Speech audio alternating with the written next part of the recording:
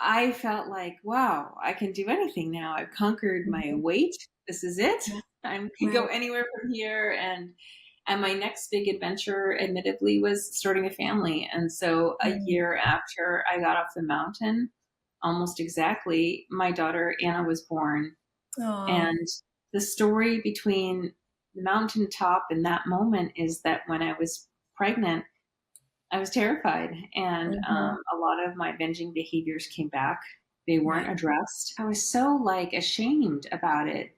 because here I was, this person that everybody was looking at, like, look at you, skin, like they call me skinny and stuff like that. I didn't know what to say. Like, I'm struggling. Like, I don't know what's going on here.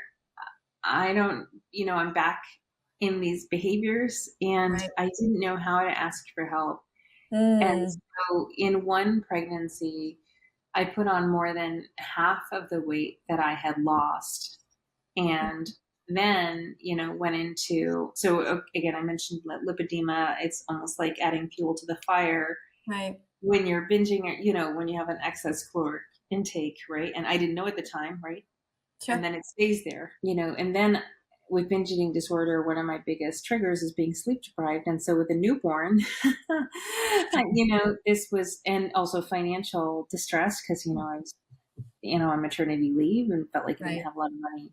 So binging came back, and I thought I would turn it around by, after more than a year after Anna was born, I thought, well, the thing that really got me motivated was hiking. And so what Right. if I just returned to Kilimanjaro? I don't know. Sometimes my brain works in interesting ways, but You're brave, that's for sure. yeah. So I thought, well, if I just go back to Kilimanjaro, I mean, Just go it'll be, back. Yeah. I'll just solve the problem of this, my body. And so, spoiler alert, that is not a recommended methodology Right. because I was in such denial about my behaviors and my Mm. body that I literally packed like the wrong clothes to go up the mountain. Or I packed the same clothes that I brought the first time and didn't even try them on. And so Oh, at the wow. base of the mountain, where there are no plus size clothing stores, I found out that I had like no pair of pants to climb the mountain. And so While you were already in Africa. well, I was already in Africa. So I had Oh to my find a tailor and sew two of my pair of pants into one. I binged the night before the climb. I mean, that's how, course. that's, Stress. yeah, that's how rattled I was on the inside and Mm. on the out. That like even the night before, I binged on something that I had bought in Europe on the way there, like at a stopover. Mhm. It was something that I was going to give to my kids for Christmas, and I ate it Mhm. all in one night. And so because it was chocolate, it had caffeine in it, of course I was awake the whole night. So Oh didn't gosh. sleep, had the stress of binging, and of course that climb went terribly. I was so slow. Like you're supposed to go slow up Kilimanjaro, but like this is Yeah. like record slow. Then of course I hadn't slept well. I wasn't feeling great, and Mhm. I almost made it to the top, but there was a certain point where I had to turn around. Yeah. And Mm. I mean, sometimes, Yeah. sometimes Sometimes it that's doesn't the way to happen. go. Yeah. That's, I mean, I And made it to summit night, but I didn't make it to the top. right. And just what's coming up for me while I'm listening to both stories is the mindset, right? The mindset going into the first one versus the second one was totally different. And even the intention maybe wasn't the same either. Can you share about the third time?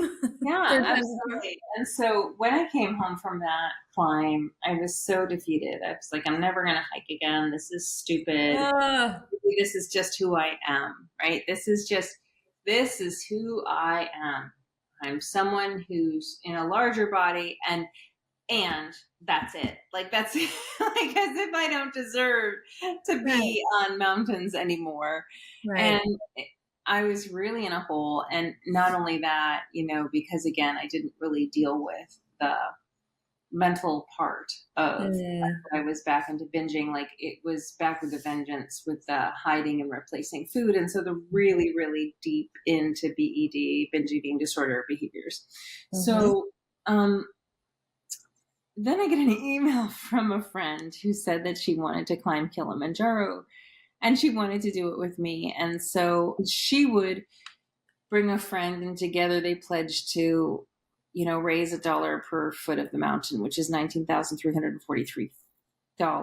Like that's Wow. enough to build a library in Kenya. Okay. Like Wow. it may not be enough here in the States, but in Kenya, that's a library. My cousin-in-law, Stacy, she also wanted to climb and wanted to go with me. And she said she would also sign up for a Global Alliance for Africa climb, Mhm. and she would raise 5,000. So if I went, I knew that would be another 5K. And so Wow.